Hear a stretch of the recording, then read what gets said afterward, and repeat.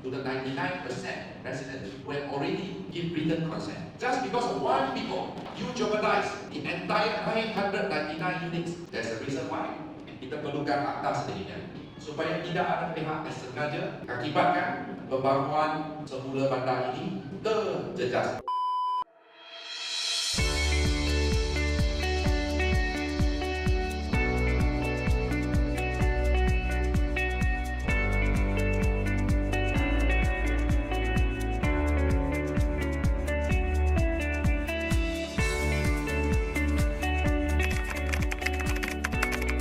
我们这里啊，很久了，它变质了啊，我们知道很不安全这样子。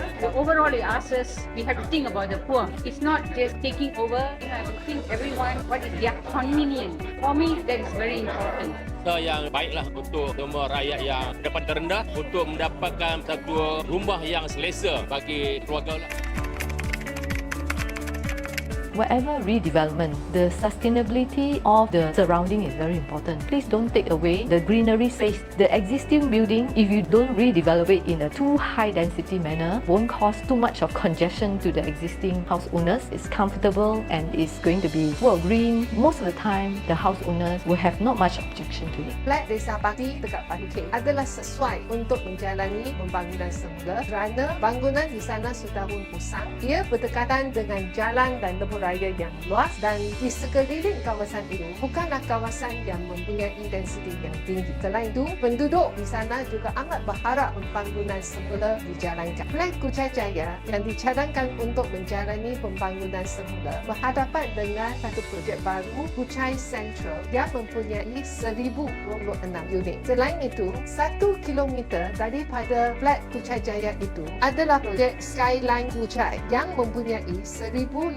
1838 unit dan kononnya terdapat yang memaju ingin membina projek density tinggi di sebelah projek Skyline Kuchai itu. Kalau kita lihat jalan Kuchai lama, itu jalan utama di Kuchai Entrepreneurs Park. Ia tidak boleh dikembangkan lagi dan ia telah pun begitu sesak tiap-tiap hari pada tiap-tiap waktu. Semua jalan di sekeliling Flat Kuchai Jaya itu adalah begitu sempit. Ini menyebabkan amat susah untuk menjalani pembangunan semula di Flat Kuchai Jaya.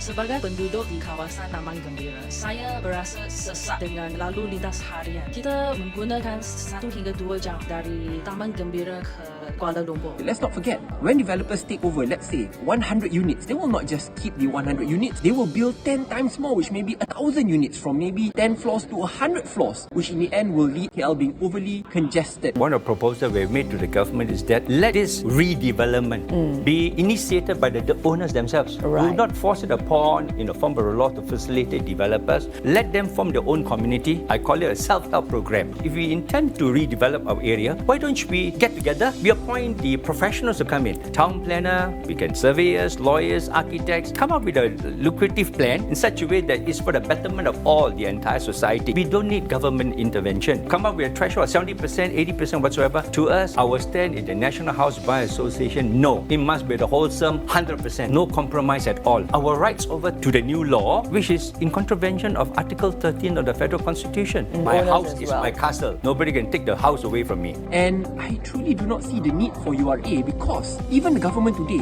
in supporting the URA, quotes 2 success stories. The Razak mentioned redevelopment and also the Kerinci residence redevelopment. That took place prior to 2017-2016 without the URA. So the question I'd like to ask is that if these success stories were quoted before the development of URA, why is there a need to pass a new law in Parliament, especially when it restricts the rights of minority owners, property owners, especially who come from underprivileged families, regardless of race and religion?